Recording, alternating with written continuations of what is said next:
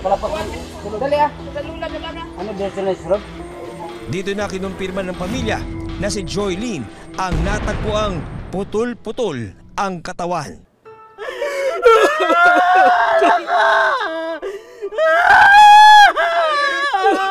Kasi yung natagpuan na parte ng katawan, mayroong pang part na makikita mo na babae siya. At saka wala naman ibang nawawala dito sa kanilang barangay.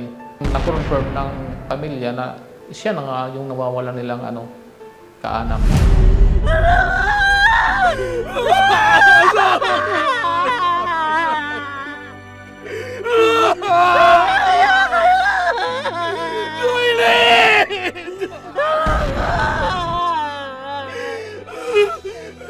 Nanghihina ako.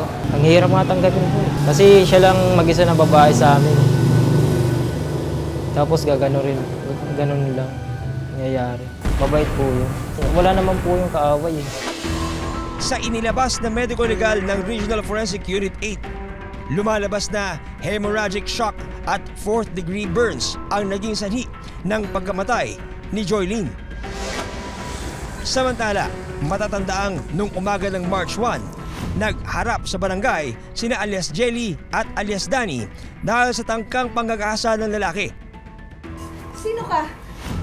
Hinala ng mga pulis, posibleng magkaugnay ang mga naganap na krimen.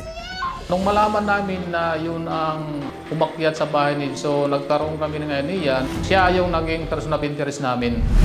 Kaya naman agad hinanap ng mga pulis si Danny. So may nakapagsabi sa amin, na sa isang barangay mayroon siya doong kapatid. Naglagay ng checkpoint ang Tarangan Police para masigurong hindi makakaalis ng kanilang bayan ang suspect. Sinabihan ko yung mga tao ko na hiwa-hiwalay kami paghanap sa kanya. Yung iba sa ibang barangay, yung iba doon sa may exit point ng barangay.